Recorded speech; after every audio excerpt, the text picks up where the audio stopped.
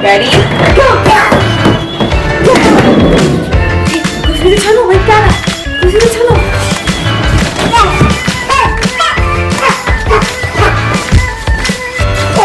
Okay, remember?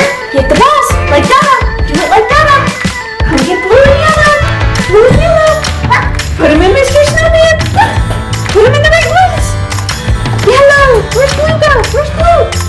Good job. Okay, come get a drink. Come get a drink of water. Come get a drink of water. Right here. Okay, good drink. Okay, okay. Okay, come get the box. Come get the box. Get blue. Get blue. Get blue. Blue, put it on the blue paper. Come get yellow. Get the yellow box. Put it on the yellow paper. Okay, come get green. Green. Green. Green.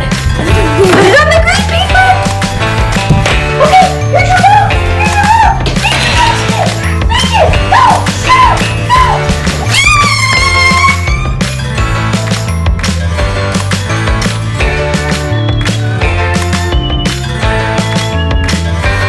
Hello! I hope you enjoyed seeing Zane's fun obstacle course that we did with his daddy. His daddy totally came up with that, and so it was super fun seeing him do that. I do want to say that it took a couple tries. Okay, you gotta crawl through now. Crawl through. No, you crawl through. Zane, crawl through. Here, follow Mama. Mama go. Mama go. Ready? Oh, Zane, come get me. And the key to the success of that obstacle course was Zane's dad modeling the process and like where to start and finish and go all. And Zane's dad went all the way through the obstacle course before Zane did. So if you try an obstacle course with your little, maybe try modeling it first, and it might work. But it was super fun, and it was a great way to keep him active and kind of review some of the activities that I've done with him. So what I wanted to jump on here and do today, though, is just answer some common questions that I've gotten in my DMs, mom groups, and in my comment section on my Instagram. I thought it would be helpful to just have a place to answer these questions so that everyone can kind of benefit instead of just answering them individually. I do want to preface, though, with I am not an educator. I'm not a professional in this. I'm just a mama who stays home with her little guy and is doing what works for us, based on Zane and fun things that I think that'll help him. So just wanted to say that as a mama, like, you have to do what works for you and your family, and this is just kind of what works for us as a family. So some of the questions I've gotten, I'm going to start with the first one, which is to just explain, like why we started doing these activities, how old Zane was when we started certain activities, and what the process of that was. So we started Zane with kind of like crafts first. We bought him his first set of crayons for his first birthday and some coloring books, and that went really well. He enjoyed coloring. I would color with him, and he would try and eat the crayons once in a while, but they were Crayola, non-toxic, the bigger fat crayons, and he did really good with them and enjoyed it. So once I saw that he kind of got that's when I introduced paint. I remember it was warm outside, so it was probably like June, which would have made him about 14 months old. It was very messy, but he had tons of fun with it. He had paint everywhere. I will say Zane was never a finger painter. He didn't enjoy smushing his hands in the paint. The paint could get on him and he was okay with it, but he really liked having a paintbrush. So I would let him use paintbrushes, or I had those foam brushes that are like a big wedge, foam wedge on the end, and he did really good with that too. So once we did some painting, I started doing more organized crafts with him, for different holidays like 4th of July, Memorial Day, and summer stuff. So we did ice painting in a baking dish over the summer. We also made Play-Doh, and I made homemade Play-Doh with him, which I have a recipe for that saved in a highlight reel on my Instagram. But we made Play-Doh and would do noodle stringing, where you put straws in the Play-Doh, and then they put rigatoni noodles onto them, and he liked that. I would do like magnets inside the Play-Doh and he would dig them out. I bought like a Melissa and Doug kit with like rollers, stamp rollers and cookie cutters, and he would use those. Let's see, we also over the summer did like shaving cream, or that was probably end of summer, beginning of fall. We introduced shaving cream because I didn't want him to eat it, so I would put the like food coloring in it, and then I would put his squigs in there, which are just like these sticky rubber things, and he would dig those out of it, and he had a lot of fun with that too.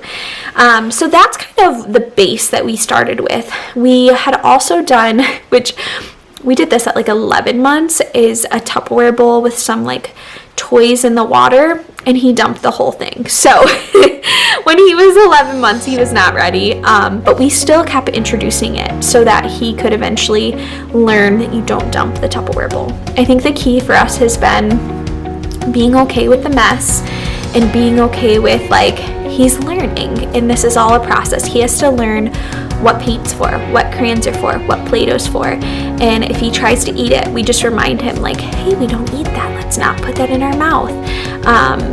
And if it gets too much and he's just like, when he would not follow that kind of direction, we just change his focus and move on to something else, and that's okay. But I think the repetition of us continuing to bring these activities in front of him has really made him understand when we show him something or when we bring an activity to him that there's a process and there's instructions you follow. But I don't want anyone to ever think they always go perfectly and that there's never a mess, because there most definitely is. So that's kind of where we started.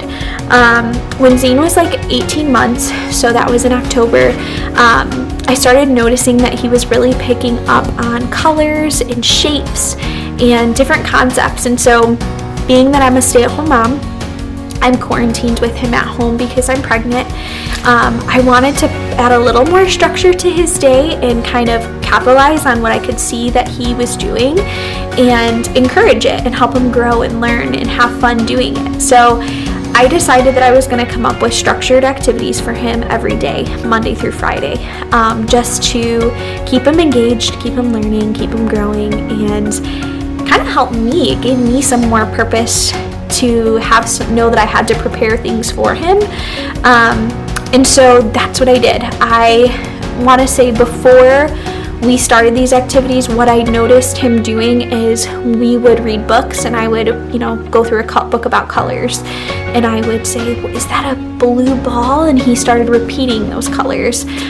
Or we would play with Mega Blocks, and we'd stack the blocks, and as we would stack them, I would say like, this is a black block, and Zane would repeat that it was a black block, or I would ask him to find the yellow block, and he would find the yellow block on his own. Or we'd do puzzles, and he could recognize the oval shape on his own, and so he actually started saying oval. And so when I saw those key signs that he was himself recognizing without me really doing much other than labeling things, that's when I was like, okay, he's ready. Let's start getting more structured activities into our life. So that's what we did. I want to say my next question was, how do we prep? I could probably do this a lot more efficiently. The ideal way would be the night before when he goes to bed. But I don't always do that. I'll probably have to do that more once I have Zion. But right now in the morning, when he wakes up after breakfast, after he gets dressed, he does some independent play. And usually that's when I'll throw activities together. I do plan out our week over the weekend and throughout the previous week based off of what we're doing. And so I'll have a schedule of all the activities we're going to do for the most part already put together, so I have all my supplies. And then, when I prep, I'm just kind of throwing everything together that I already know that we're going to do. So that's how I prep, just plan everything out over the weekend and have it ready to go, and then that morning I'll throw everything together for him. So a big question I get is, how do you keep Zane focused? And I just want to say every little is different, and don't feel discouraged if yours is not staying focused. But what works for us is I've noticed removing all distractions. So we don't do activities by his toys. Or in the beginning when we started doing them, I would do them all in his high chair, and that kind of helped him get used to the activities, be strapped in, and then we've moved on to like now we have a table and chairs for him, or we'll do it on the carpet in the living room. And so yeah, remove all distractions. Don't set up the activity in their toy room. Don't set up activities near all the toys. Kind of shut everything out, and I put all the toys away, or try to. So we eliminate distractions, and I think also just practicing.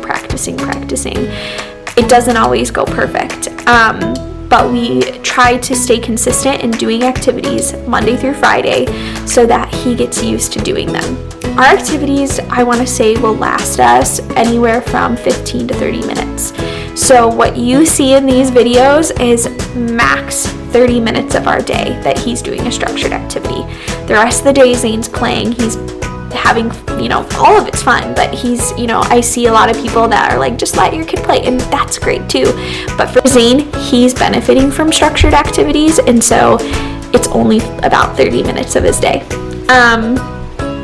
So I hope that answers that question. If you have any more questions about kind of how I keep him focused, I think also I do want to say, before we do an activity, model the activity. Show them what you want them to do. Get them excited about it. And as they're doing the activity, praise them. Great job, Zane. Oh, you're doing so good. Oh, you're so smart. Good job. That's right. Make them excited. Make them happy. Recognize the little things, and that makes them want to do it, because just like you and I, when we're doing something, when we feel encouraged, we want to keep going. So that's what works for us. Another question I get is, how do I encourage vocab? And I think that goes back to just labeling. If we're playing together, because usually in the afternoon we have time where him and I just play together, and I just label what we're doing. We'll get the blue train or the green car. Even when he's getting dressed, I'll let him pick out his, I'll give him options, and I'll say, do you want to wear the blue shirt or the yellow shirt? When I get his water cup, I'll say, do you want your blue cup or your yellow cup? Just labeling everything that we're doing, or when we're playing with shapes, labeling the shapes.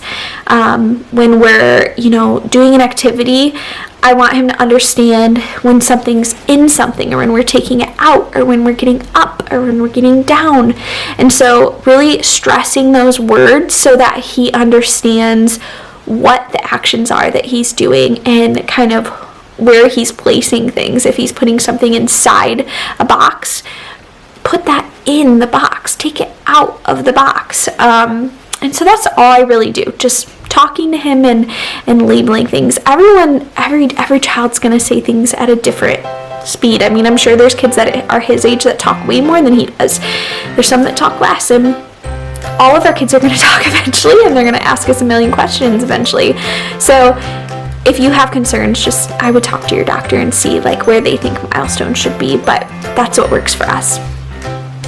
And then my last thing I'm going to cover is Zane's daily schedule. So I do want to say I'm pretty loose with his schedule. I kind of let him wake up when he wants to in the morning, and we base his bedtime off of whenever he wakes up and how his day goes. So he usually wakes up between 8 and 9. He stays up for 6 hours between wake up and nap time. And then after nap time, he stays up about 5 hours.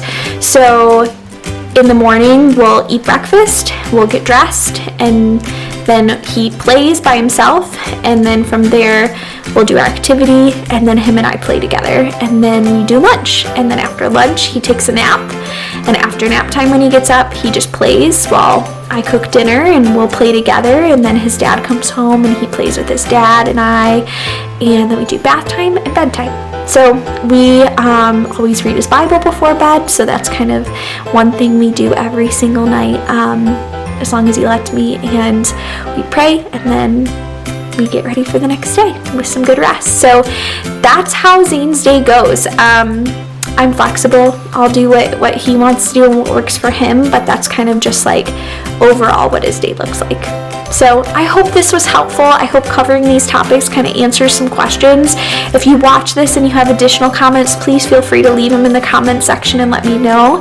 And I would be happy to answer them for you or to kind of go further in detail with you individually if that's what you need about what works for our family.